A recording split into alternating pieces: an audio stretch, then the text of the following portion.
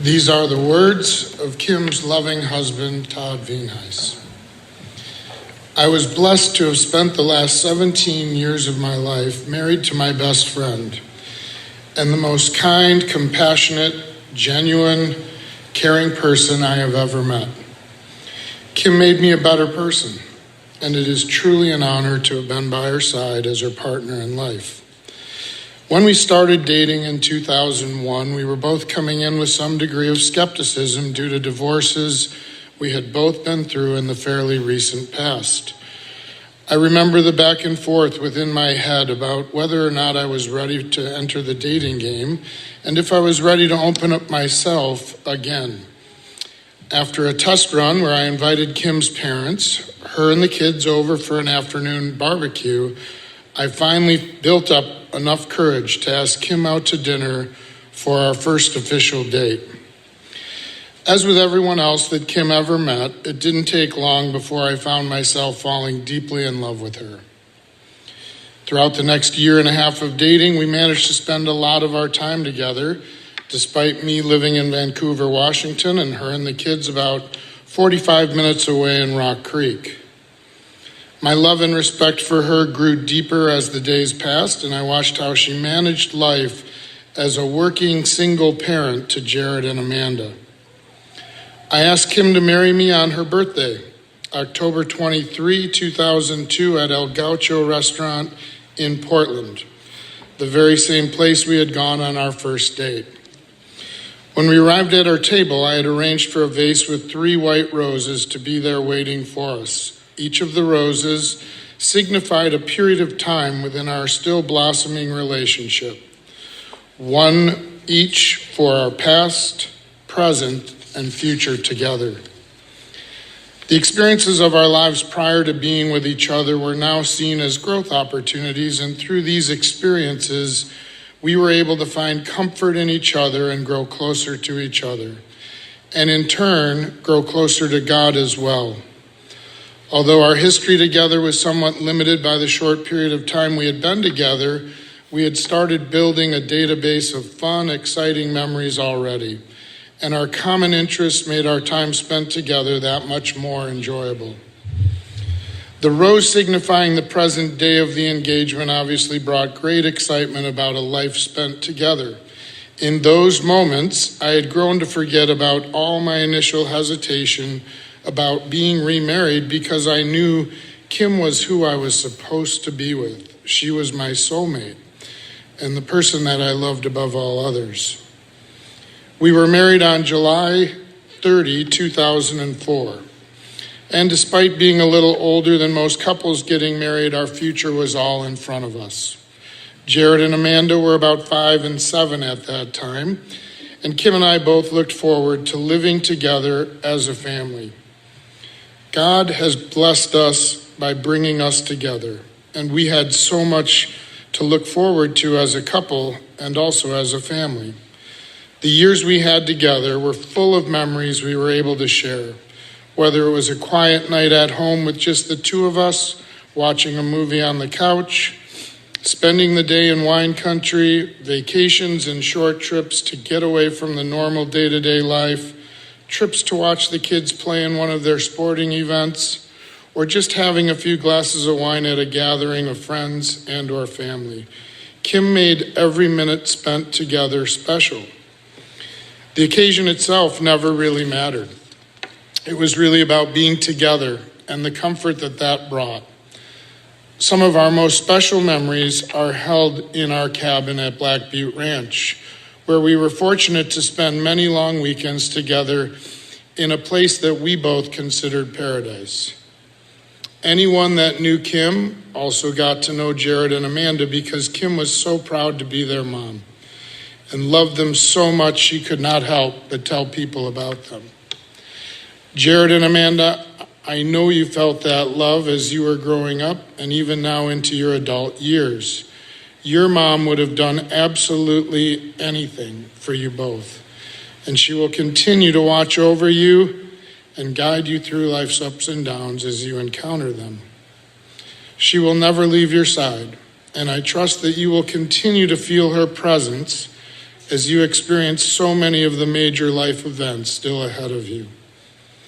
Looking back on things now, one of the truly special things God has done for Jared, Amanda, and me is to put it down on Kim's heart and write down her life story and share it with us before her disease set in.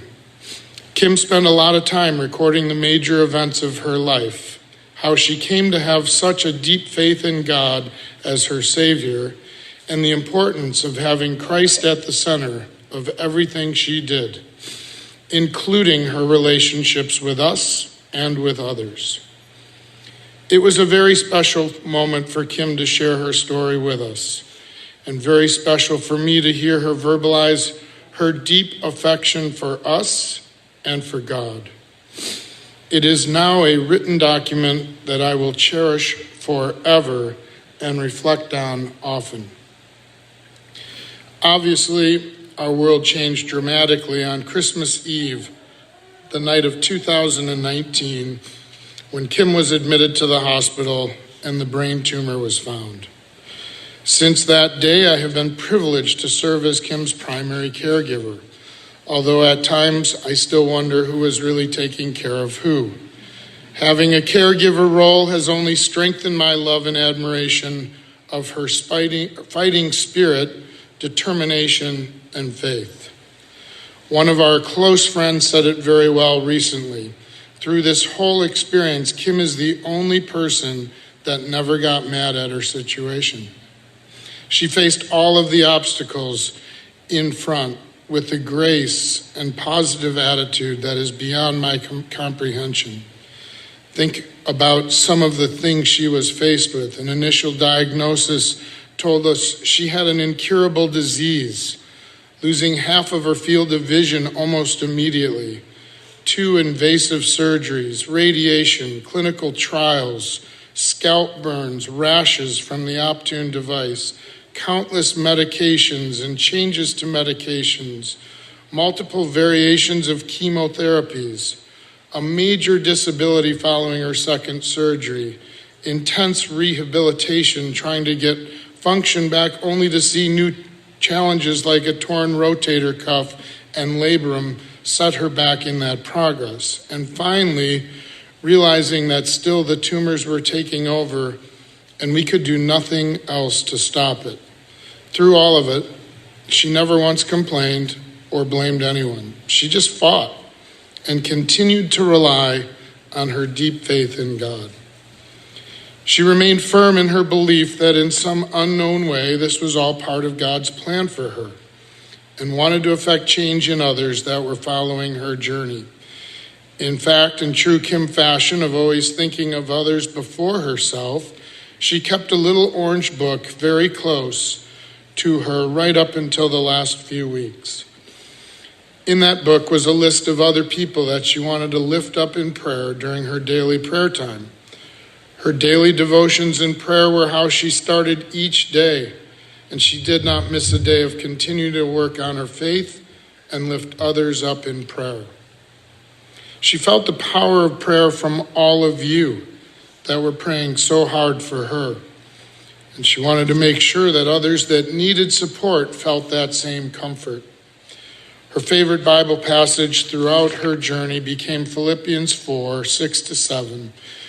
Do not be anxious about anything, but in every situation, by prayer and petition, with thanksgiving, present your request to God. And the peace of God, which transcends all understanding, will guard your hearts and minds in Christ Jesus. Kim lived this verse out in her life each and every day and trusted God would not only care for her during the trials she was facing, but also for all those she was praying for. Just a few short weeks ago, I'm so grateful that we were able to celebrate our last anniversary together. Despite Kim being confined to her hospital bed and me eating on a table tray beside her, we were able to enjoy each other's company on what had become one of the days I looked forward to most each year. Our anniversary was always a time to reflect on how fortunate I was to have another year with Kim. and dedicate myself to making the next year our best year together. This was no different for me this year, a truly special night celebrating another year together when we were not sure that would be possible. Although we will not be together physically for the coming years, I do believe Kim will be with me as I navigate life without her here. As we gather here today, I think the 3 roses are still very much appropriate as they relate to Kim. And not just me, but all of us here, as you can see the vase with the 3 roses by her picture.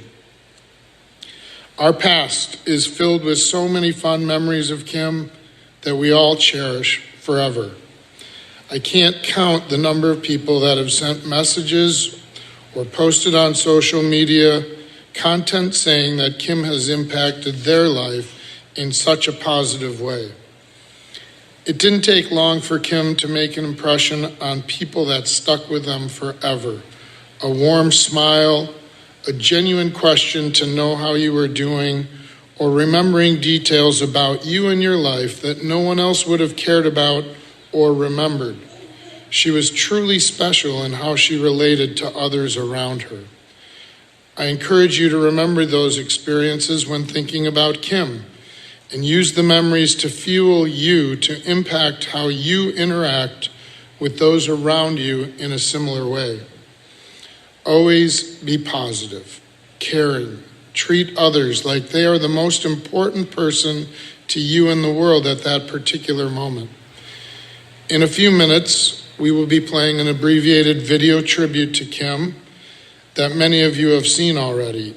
In this version of the tribute, I've inserted some blank slides for you to think of memories you have had with Kim and the times with her that are special to you.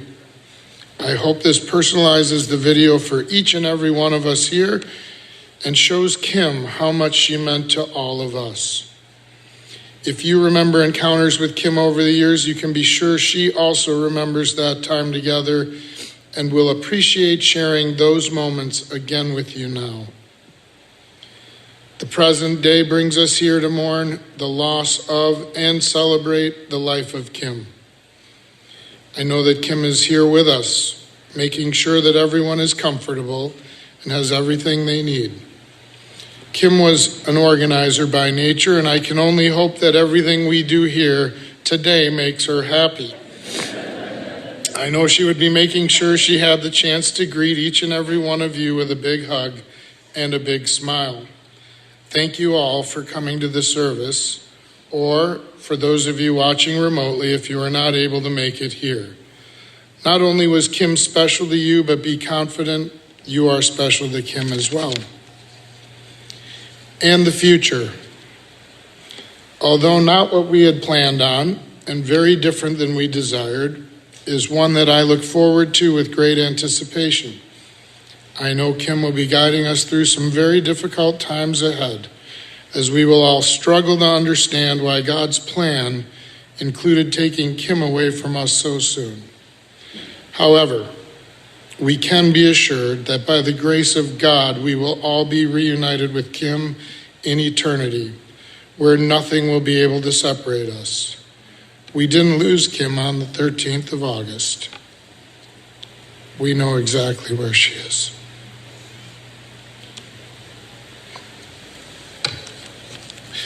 I know that I look forward to the day that I enter into heaven and see her waiting with a big smile on her face and with open arms to give me a hug.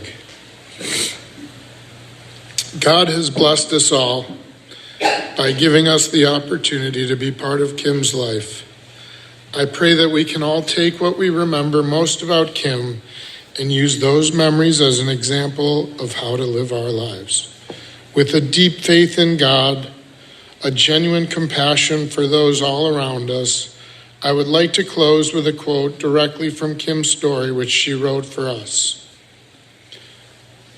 Living for God is everything, and nothing else matters. Your salvation is so important to me. I want to spend eternity with you in heaven. I know I am rededicating my life to make sure I will fulfill that wish for Kim, and I look forward to that day when I join her with the angels. I will always love you, Kim. Save a place for me. I'll be there soon.